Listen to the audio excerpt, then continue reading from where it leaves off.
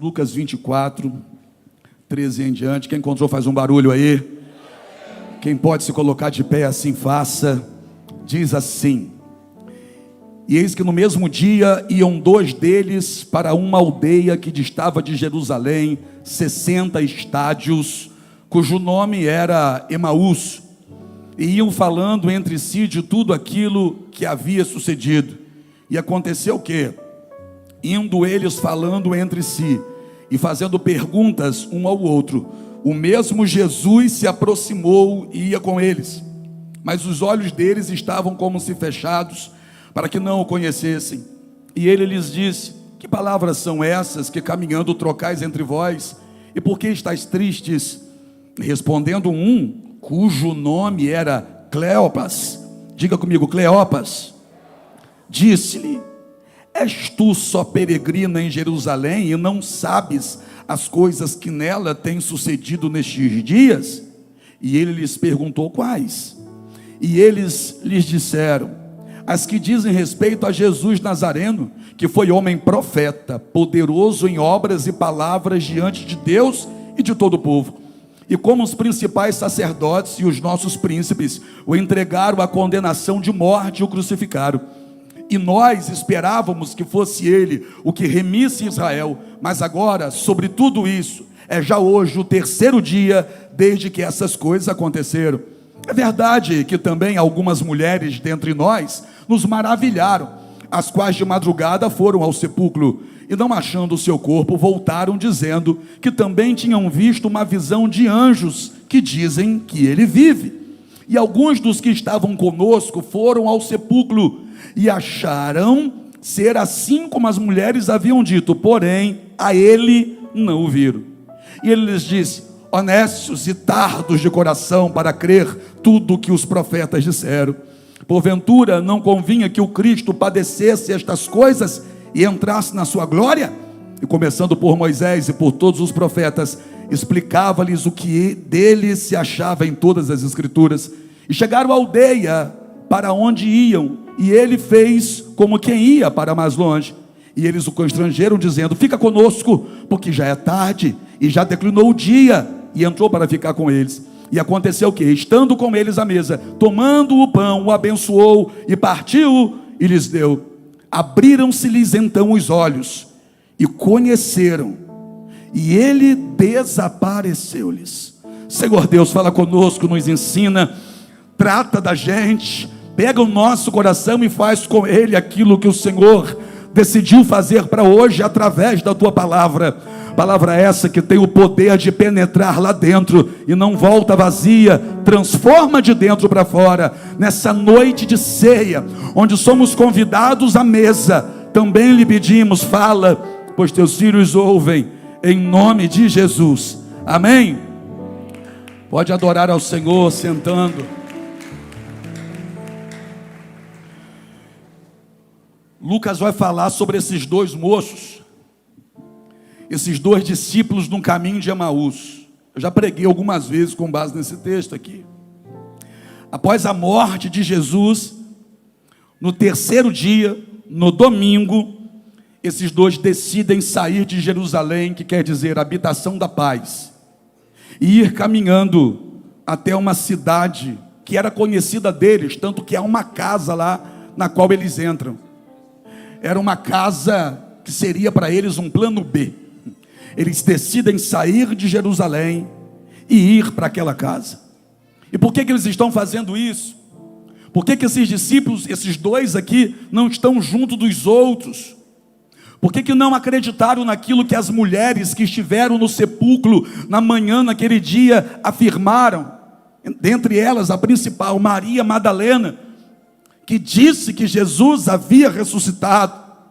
É interessante que eles dizem que eles ficaram maravilhados, mas mesmo ficando maravilhados, eles dispersam. Eles não ficam em Jerusalém. Eles não conseguem se importar com aquilo, ou trazer para dentro deles, importar com aquilo que eles acabaram de ouvir da boca das mulheres que disseram que Jesus ressuscitou. Esses dois também vão declarar aqui que alguns dos que estavam com eles, e na verdade foi Pedro e João, correram até o sepulcro na manhã daquele dia e viram que de fato a pedra havia sido removida da entrada do sepulcro e o sepulcro estava vazio, Jesus não estava lá dentro. Eles dizem, olha, eles não viram a Jesus, mas eles viram que o sepulcro estava vazio, como as mulheres disseram. Então as mulheres pregaram para eles e eles não acreditaram. Pedro e João voltaram do sepulcro dizendo, olha, não vimos Jesus não, mas o sepulcro de fato está vazio, não tem corpo lá dentro não. E mesmo assim eles dispersam. Quem são esses dois? Para deixar claro logo nesse início, esses dois aqui não faziam parte dos 12 não. Esses dois aqui provavelmente faziam parte dos 70. Porque Jesus tinha 70 discípulos, 12 andavam mais próximos e são chamados de apóstolos. Tanto que aqui o texto vai revelar o nome de um deles, Cleopas. Eles faziam parte daquele grupo de 70, que lá em Lucas, no capítulo 10, Jesus ministrou poder sobre eles e enviou para que eles fossem de cidade em cidade, de aldeia em aldeia, mas de 2 em 2. Eles foram, esses aqui também foram a essas cidades, pregaram, expulsaram demônios e voltaram maravilhados com aquilo que tinha acontecido depois que Jesus ministrou essa autoridade sobre eles. Então eram pessoas que sabiam quem Jesus era, e quem sabia quem Jesus era tinha que acreditar no que Jesus fala. A gente diz que sabe quem Jesus é, então peraí, se a gente sabe quem Jesus é, a gente precisa acreditar no que Jesus fala. E Jesus disse que seria preso, Jesus disse que morreria, mas Jesus também disse que ao terceiro dia iria ressuscitar. Jesus lá em Mateus no capítulo 28, e com certeza esses dois aqui também estavam perto de Jesus e ouviram, Jesus disse que havia uma profecia que dizia assim, ó, ferirei o pastor e as ovelhas dispersarão. E é exatamente isso que está acontecendo com eles. Como o pastor Jesus foi ferido, morreu, as ovelhas, esses dois, dispersam, eles saem de Jerusalém. E a vontade de Jesus, e a gente sabe disso, e você vai se lembrar, olha, a vontade de Jesus era que eles permanecessem em Jerusalém. Jesus já vinha falando sobre isso com eles. Depois que eles vão ver que Jesus ressuscita, antes de Jesus subir, Jesus ainda vai reafirmar aquilo que era a vontade dele, mas já conhecida dos discípulos. Os discípulos sabiam que Jesus queria que eles ficassem em Jerusalém, e eles não souberam disso só quando Jesus falou aquele texto que todos nós já ouvimos, permanecei em Jerusalém, até que do alto sejais revestido de poder. Não, ali Jesus só reafirmou, mas eles sabiam muito bem que a vontade de Jesus era que eles permanecessem em Jerusalém. Só que naquele dia, qual dia? Domingo, eles decidiram fazer a própria vontade. E qual é a vontade que tomou conta do coração deles e virou uma atitude? Sair, ir embora de Jerusalém, fazer o contrário do que Jesus queria que fosse feito. Eles vão dispersar, eles desistem de ficar em Jerusalém exatamente no domingo, no dia que Jesus disse que estaria ressuscitando. Aí interessante que eles estão indo, e Jesus começa, em dado momento desse percurso, Jesus começa a caminhar junto deles. Eles estão com o psicológico tão abalado, mas tão abalado, que Jesus aparece do lado deles, começa a caminhar com eles. Era para eles pensar, peraí, ele veio de onde? Do nada Jesus aparece do lado deles e começa a andar com eles. E eles estão com os olhos fechados, a ponto de não reconhecer que era Jesus que estava caminhando com eles. E como que estava o psicológico deles? Frustrados. Eles estavam frustrados, decepcionados. Eles tinham uma esperança antes. Antes da crucificação, havia no coração deles uma esperança. Qual esperança? Eles dizem aqui no versículo 21. No versículo 21 eles vão dizer assim, olha, nós esperávamos que fosse ele, Jesus, que remisse Israel. O que eles querem dizer aqui?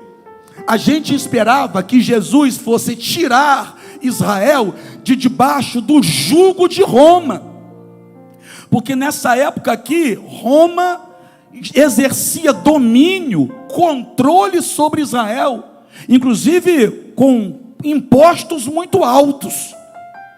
Então o que eles queriam, o que eles esperavam, é que com o surgimento de Jesus, Jesus na força libertasse Israel da opressão de Roma.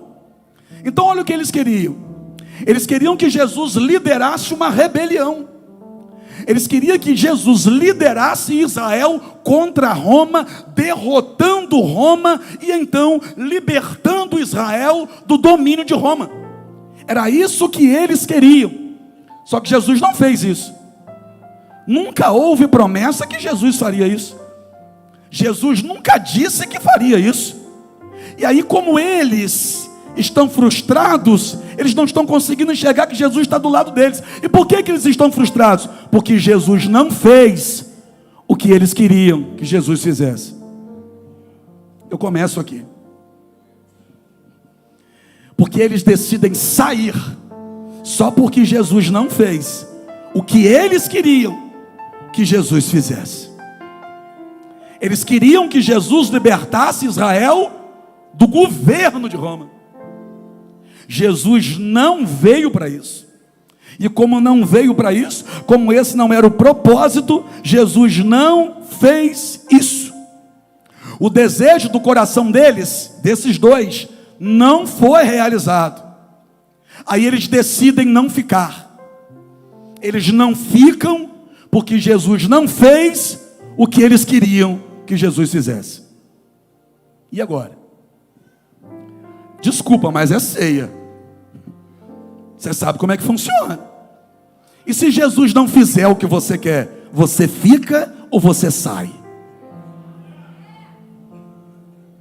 Se Jesus não fizer o que você quer, você termina 2023 crente ou desviado? Se Jesus não fizer o que você quer na próxima Santa Ceia, tu está aqui ou está no bar bebendo? Se Jesus não te der o que você quer, do jeito que você quer, e na hora que você quer, você fica ou você sai? Qual é a tua atitude? O que é o seu relacionamento com Ele? Está baseado em quê? Em quem Ele é ou no que Ele dá? Porque Jesus não deu o que eles queriam. Jesus não fez o que eles queriam. O coração deles pedia uma coisa, mas Jesus não deu o que o coração desses homens pedia. Só que Jesus mesmo assim queria ter eles. É interessante que eles estão decepcionados com Jesus, mas Jesus quer ter esses dois para ele.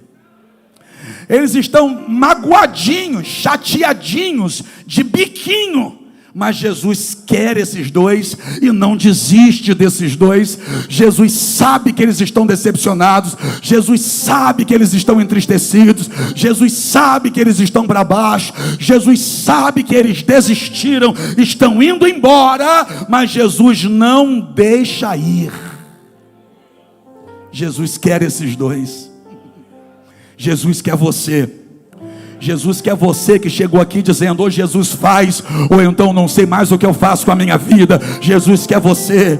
Jesus quer você que tem pedido a Ele para fazer alguma coisa e até a presente data Ele não fez. E o fato de Ele não ter feito não quer dizer que Ele não te ama. O fato de Ele não ter te dado não quer dizer que Ele se esqueceu de você. Se Ele tem propósito nisso, Ele vai fazer. Se não há propósito, Ele muda você. Tem um negócio interessante aqui, que eles andavam perto de Jesus, mas distantes do propósito. Porque o propósito de Jesus não era libertar Israel do jugo de Roma.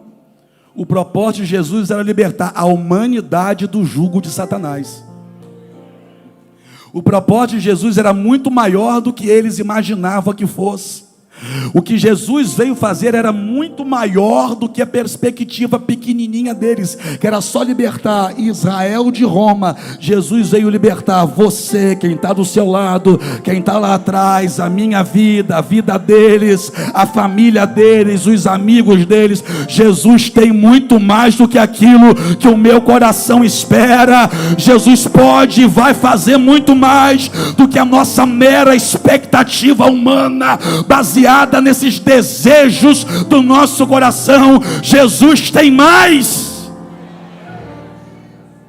Olha que dia que é domingo. Qual dia? É domingo. Jesus está andando com eles, e olha como eles enxergam Jesus na mente deles: um grande profeta, poderoso em palavras e atitudes. Jesus é um poderoso profeta, poderoso em palavras e atitudes. Espera aí, poderoso profeta em palavras e poderoso em palavras e atitudes. Elias também foi grande profeta, poderoso em palavras e atitudes. Eliseu também foi grande profeta, poderoso em palavras e atitudes. Foi Ezequiel, foi Oséias, foi Obadias, foi Naum, foi Sofonias, foi Malaquias, foi. Jesus não pode ser colocado nesse pacote. Jesus era muito mais do que isso. Só que é o seguinte, irmão: Jesus será para você aquilo que você está acreditando que Ele pode ser nessa noite. Aí Jesus começa a andar com eles, e o dia, eu repito e peço para vocês repetirem também, era domingo. Jesus morreu na sexta. O que representa a sexta? A sexta era o dia da dor. É interessante, Edinaldo, que no dia da dor eles não dispersaram. No dia da dor eles não foram embora. Aí depois da sexta, que é o dia da dor, vem o sábado. E o que representa o dia do sábado? O sábado representa o dia do silêncio. No sábado o céu estava em silêncio. E no dia do sábado, que representa o silêncio, eles também não desistiram. Eles também não foram embora. Que atitude estranha. Quer dizer que na dor eles suportaram ficar, no silêncio eles suportaram ficar, e no dia do milagre eles decidem sair. Deixa eu falar isso aqui para você. Você que já suportou a dor, você que já suportou o silêncio de Deus, quando você orava e Deus não estava respondendo do jeito que você queria, já passou por sofrimento, já enfrentou a enfermidade, já passou por problema dentro de casa, já enfrentou dor, já enfrentou perseguição, já enfrentou afronta, já enfrentou silêncio. Cuidado para não estar desistindo exatamente na hora da vitória. A dor da sexta, o silêncio do sábado não pode me impedir de comemorar no domingo. Estou terminando já. Porque a dor de sexta, o silêncio de sábado, eu vou insistir com isso, não pode me impedir de comemorar no domingo, de fazer festa no domingo, de adorar a Ele no domingo, de celebrar no domingo. Só que a dor de sexta, somada ao silêncio de sábado, fez com que eles no domingo de manhã tivessem desistido. Eles não desistiram no domingo por causa do domingo. Eles desistiram no domingo por causa do acúmulo da dor de sexta, somada ao silêncio do sábado. E essa combinação de dor e silêncio de Deus faz muita gente pensar que não vai acontecer. Essa combinação de dor e silêncio da parte de Deus faz muita gente pensar em desistir, faz muita gente desanimar, mas não o povo que vem adorar a Deus na Semeando Amor no culto de domingo à noite. A dor de ontem, o silêncio de ontem não te impediu de entrar na celebração de hoje. Olha para o teu irmão e diga para ele: ainda bem que você veio, ainda bem que você está onde Jesus queria que você estivesse. Esses dois aqui saíram da posição que Jesus queria que eles estivessem. Eles saíram, mas essa mulher que está aqui sentada do teu lado não saiu. Esse homem guerreiro que veio para o culto de domingo à noite não saiu. Quem sabe ainda sofrendo com a dor de sexta e com o silêncio de sábado. Não estou falando de dia específico, mas estou falando de um período. Quem sabe eu esteja pregando para pessoas que estão vindo de um tempo de dor, de sofrimento, de perdas, de tristeza, de lágrimas. Somado a isso, silêncio de Deus. Está sofrendo, está orando e Deus não está respondendo. Está sofrendo, está chorando, mas parece que o céu está em silêncio. O céu guardou a tua resposta para o domingo. Aleluia. Eu vou dizer de novo: o céu guardou a tua resposta para o domingo. Qual a resposta? A resposta para a dor da sexta, a resposta para o silêncio do sábado, está trazendo hoje Deus para a tua vida. Hoje tem resposta para essa dor, mulher. Hoje tem resposta no lugar desse silêncio.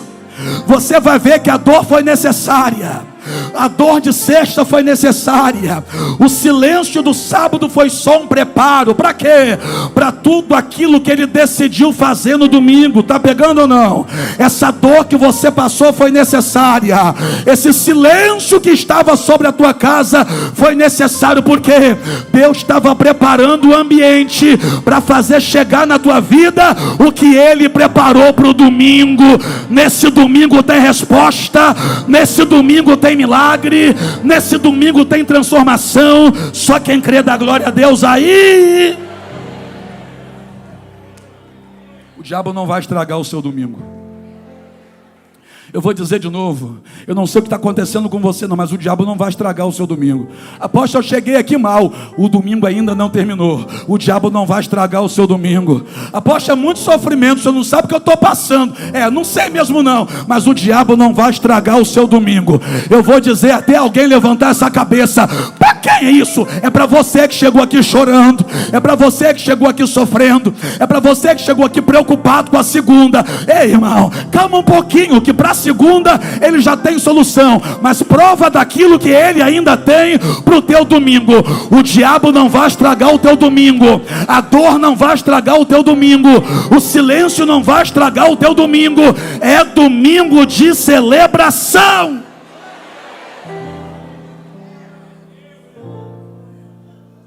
Domingo é primeiro dia da semana, não é não? A gente que coloca domingo na conta de final de semana, mas não é, ué. Final de semana é sexta e sábado. Domingo é o primeiro dia de uma nova semana. Por que eu estou dizendo isso? Eu estou dizendo isso porque o teu sofrimento do final de semana não vai determinar como vai começar a tua semana. O teu sofrimento da semana passada não vai ser determinante para o início dessa semana. Porque Jesus entrou no meio, Jesus levantou no meio. Eu vou dizer de novo: entre a dor de sexta, silêncio de sábado e amanhã de domingo, Jesus levantou no meio. Por quê? Porque domingo pela manhã, de madrugada ainda, as mulheres foram no sepulcro e a pedra havia sido removida. O anjo desceu, removeu a pedra. E Jesus se levantou quando? Entre a dor de sexta, o silêncio de sábado e o começo de uma nova semana. Entre o final de uma semana e o início de uma outra semana, Jesus se levantou para cumprir uma promessa. Entre a dor da semana passada e o início dessa semana que é hoje, Jesus se colocou de pé, a pedra rolou, o milagre já aconteceu. O diabo não vai estragar teu domingo, essa dor não vai atrapalhar o teu domingo, essa tristeza não vai te cegar no teu domingo, a ponto de você não perceber que Jesus está no meio de nós. Eu gosto disso aqui. Se esses dois estivessem falando do Bet 365, Jesus não apareceria não. Se esses dois estivessem falando da costa que o Vasco levou, só misericórdia. Jesus não teria aparecido, não. Se esses dois estivessem falando do casamento de Chiquinha com Joãozinho, Jesus não teria aparecido, não. Se esses dois estivessem falando da vida do irmão Maico, Jesus não teria aparecido, não. Se esses dois estivessem falando do casamento de Denis, do casamento de Valquinai, Jesus não teria aparecido, não. Mas é interessante, eles estão tristes, frustrados, decepcionados. Mas qual é o assunto deles? Jesus de Nazaré. Jesus de Nazaré. Estava doendo, mas ainda estava falando de Jesus. Estavam frustrados, mas ainda falando de Jesus. Estavam decepcionados, mas ainda estavam falando. Essa é a raiva do diabo, rapaz. Essa é a bronca do capeta. Por quê? Porque você pode estar cansado, mas você não desiste de falar de Jesus. Você pode estar frustrado, mas você não para de falar de Jesus. Lá vão os dois caminhando. E qual é o assunto? É o teclado Cássio de Elbinho? Não. Qual é o assunto? É a camisa quadriculada de Peterson, que parece que é uma minha? Não, o assunto não era esse. Qual era o assunto? Jesus de Nazaré. Jesus de Nazaré.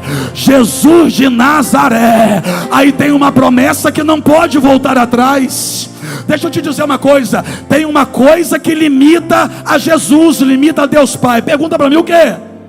Aquilo que saiu da boca deles, que aquilo que eles falaram, eles não voltam atrás. Tem uma promessa aqui nesse texto que precisa se cumprir. Então, Paulo Júnior, qual promessa? Jesus havia dito lá atrás assim, ó: onde estiverem dois,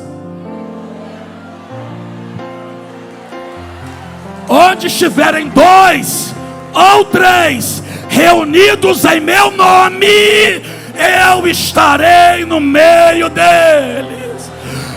Estão cansados, mas falaram de Jesus. Endurecido o coração, mas falaram de Jesus. Está doendo, mas falaram de Jesus. Aí Jesus apareceu para cumprir aquilo que prometeu.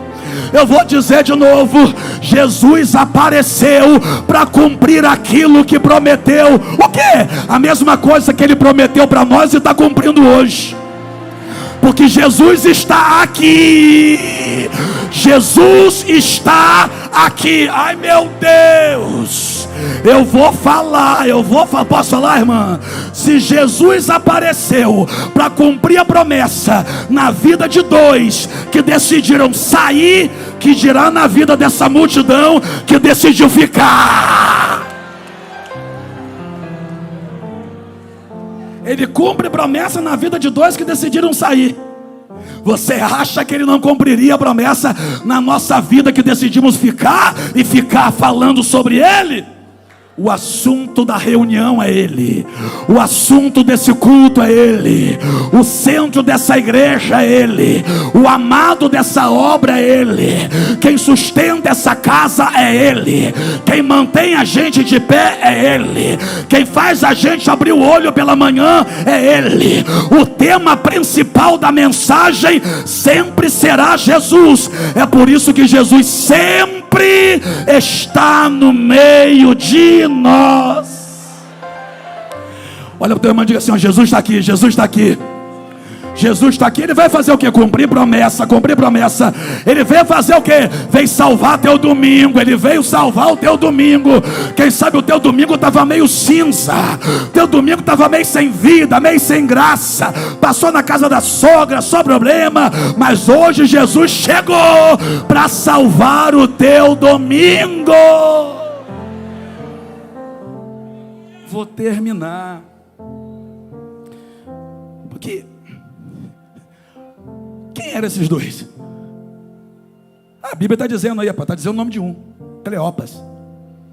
Me ajuda, Patrick, você é um menino que gosta da Bíblia. Quem foi Cleopas? Me dá o endereço dele, o número do CPF dele, o número do cartão do SUS. Onde Cleopas morava? De que se alimentava? O que bebia? Quem era Cleopas? Parente de quem esse sujeito? O que ele fazia da vida? Ele foi o quê? Pescador, cobrador de impostos? Ele foi o quê? O que Cleopas fazia antes de ser discípulo de Jesus? Que a Bíblia está dizendo que era discípulo. Então pertencia àquele grupo de 70. Porque dos 12 não era. Se não era dos 12 e é chamado de discípulo, então pertencia aos 70. Mas quem era ele? Não sei. Quem era ele antes disso? Não sei. Quem foi ele depois disso? Muito menos. A Bíblia não fala mais nada sobre Cleopas. A gente vê Jesus indo atrás de Pedro, dá para entender que Pedro, né? Pedro. Jesus em João 21 foi lá atrás de Pedro. Jesus foi dizer para Pedro: Pedro, tu me amas? Me amas mais do que estes? Te amo, Senhor. Pedro, tu me amas mais do que esse? Perguntou 3 vezes, porque Pedro negou 3 vezes. Então Jesus ir atrás de Pedro, dá para a gente entender. Pergunta para mim, meu irmão Josias, por quê? Porque Pedro, na nossa cabeça, era alguém relevante. Pedro era alguém na nossa mente importante. Pedro era alguém que tinha um nome. Pedro era alguém que tinha uma história. Pedro era alguém que tinha responsabilidade. Mas e Cleopão? Quem era? Eu não posso nem chamar de Cleopão, porque eu não tinha intimidade com ele. Que nem conhecer ele eu conheci. Chamar o outro de Pedroca, eu chamo. Mas chamar Cleopa de Cleopão nem posso mais, ó. Errei. Porque eu não sei nada da vida dele. A Bíblia não me traz nada da vida dele. Mas é interessante.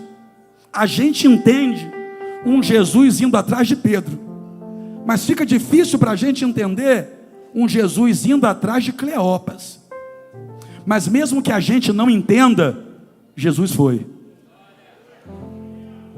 Porque para Jesus não era só Pedro que era importante. Para Jesus não era só João que era importante. Para Jesus esse aqui que a gente nem sabe quem é, também era importante. Está pegando ou não? Para Jesus não sou apenas eu que estou com o microfone na mão, que sou importante. Para Jesus não é só o Elber que está pregando comigo através das teclas, que é importante. Para Jesus não é só a pastora que é importante. Para Jesus essa pessoa que sentou do teu lado também é importante. Para Jesus esse que está com as costas na parede, sentou na última cadeira, também é importante. Para Jesus cada obreiro que está aqui de pé é importante. Mas eu vou além. Para Jesus essa pessoa que está em casa, que eu não estou vendo, não tenho a mínima ideia de quem seja, também é importante. Como é que o senhor prova isso? Jesus veio atrás de você, de você, de você, de você e de você também. Indo para Emaús, Jesus foi atrás deles. Começa a caminhar com eles até que eles chegam a Emaús.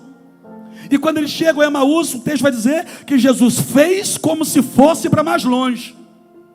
Aí eles constrangeram Jesus a entrar na casa com eles. Esse é o mal desses dois. Qual é o mal? Eles estavam seguindo a Jesus, sendo discípulos de Jesus, mas com uma casa em Emaús preparada para a hora que desistisse. Você está entendendo ou não? Eles serviam a Jesus em Jerusalém, em Cafarnaum, na região, mas deixaram uma casa preparada em Emaús. A hora que a gente desistir, a gente tem para onde voltar. Não é isso que Jesus espera de nós. O que é isso? Jesus chamou a gente para seguir em frente, de modo que é melhor a gente queimar os barcos na praia. Lembra dessa história? De modo que é melhor a gente fazer igual Eliseu fez. O quê? Matar os bois, fazer churrasco, queimar os aparelhos das juntas de bois, para não ter para onde voltar. Eles serviam a Jesus, mas tinha uma Emaús esperando por eles, para um plano B. Era mais ou menos assim: se não der certo, eu tenho para onde voltar. Mas quem diz que com Jesus alguma coisa tem a chance de dar errado? Eu vou dizer de novo: quem diz que com Jesus alguma coisa tem a chance de dar errado? O que Jesus te chamou para viver não tem possibilidade de dar errado. O que Jesus chamou você para viver não tem como dar errado. Aí Jesus entra na casa com eles, e como Jesus foi o convidado, eles entregam o pão para Jesus partir.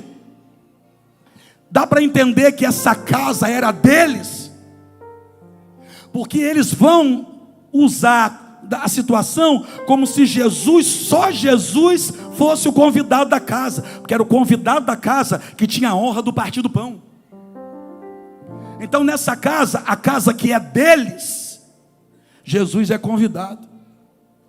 Aí quando eles entregam o pão a Jesus, diz assim: o Senhor é o convidado, então o Senhor faça a honraria, parta o pão. Aí Jesus pega o pão, levanta a mão, como sempre fazia, dá graças ao Pai, parte o pão e entrega para eles. E quando Jesus fez isso, imediatamente Jesus desapareceu da frente deles. E quando Jesus pegou o pão, que levantou o pão, eu já preguei isso aqui, eles entenderam, e é Jesus. Por que eles entenderam que era Jesus? Porque só Jesus tinha aquela marca daquele cravo na mão. Quando Jesus levantou o pão para agradecer, eles olharam a mão de Jesus e lá estava a marca do cravo na mão. Aí um olhou para o outro e disse assim: está vendo? Era ele. É por isso que o nosso coração estava queimando, ardendo, quando ele pregava para a gente no caminho. Porque quando é Jesus que fala, o coração da gente arde no culto. Quando é Jesus que fala, a gente sai do culto com a certeza: essa palavra foi para mim. Quando é Jesus que fala, o coração não fica do mesmo jeito. Quando é Jesus que fala, alguma coisa acontece do lado de dentro. Quem está me entendendo, dá glória a Deus. E agora? E agora que ainda era domingo, a dor de sexta, o silêncio de sábado, quase atrapalharam a comemoração do domingo para esses dois. Mas no último momento, Jesus foi atrás deles. Para quê? Para fazê-los voltar a Jerusalém. O que Jesus foi fazer é o seguinte: eu não vou deixar a dor de sexta, nem o silêncio do sábado atrapalhar a vitória do domingo na vida de vocês dois. A semana para vocês não vai começar como terminou. A semana para vocês não vai terminar com lágrimas e dor. A semana para vocês vai começar de cabeça erguida e dizendo: ele ressuscitou.